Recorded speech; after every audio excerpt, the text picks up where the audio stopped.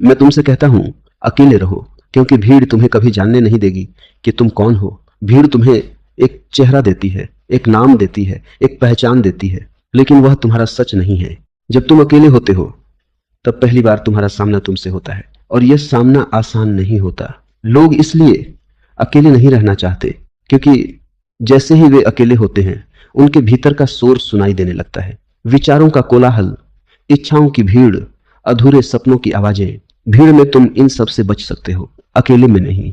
एक आदमी मेरे पास आया और उसने कहा, मैं ध्यान करना चाहता हूं, लेकिन जैसे ही मैं अकेला बैठता हूं मेरा मन पागल हो जाता है। मैंने उससे कहा, तुम्हारा मन पागल नहीं होता, वह पहले से पागल है। तुम्हें बस पहली बार उसका पता चलता है। अकेलापन दर्पण है और दर्पण हमेशा सच दिखाता है। इसलिए मैं कहता हूं, अकेले रहो, लेकिन ध्यान रखना, मैं तुम्हें अकेलापन नहीं दे रहा, मैं तुम्हें एकांत दे रहा हूं।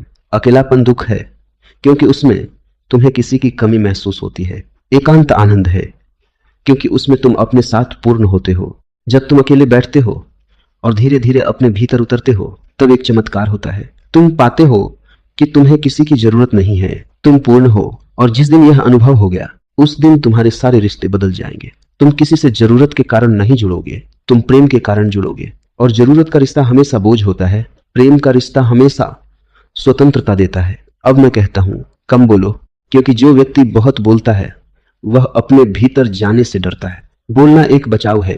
तुम जितना ज्यादा बोलते हो उतना ही अपने आप से दूर भागते हो।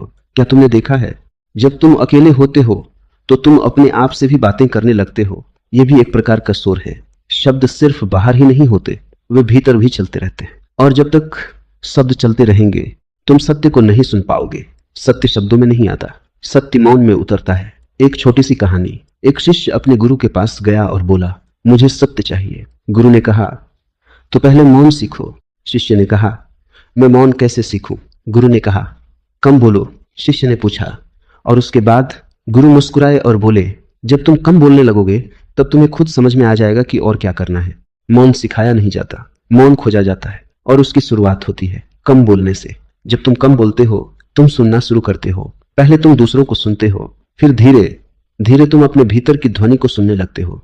और फिर एक दिन ऐसा आता है जब सब ध्वनियां गिर जाती हैं और जो बचता है वही तुम हो। अब तीसरी बात, आगे बढ़ो, लेकिन समझ लो, आगे बढ़ना किसी और से आगे निकलना नहीं है। यह कोई दौड़ नहीं है। तुम किसी से प्रतिस्पर्धा में नहीं हो। तुम केवल अपने अज्ञान से अपने ज्ञान की ओर बढ़ रहे हो। दुनिया तुम्हें सिखाती है दूसरों से आगे बढ़ो। मैं तुम्हें कहता हूं, अपने कल से आगे बढ़ो। कल तुम जो थे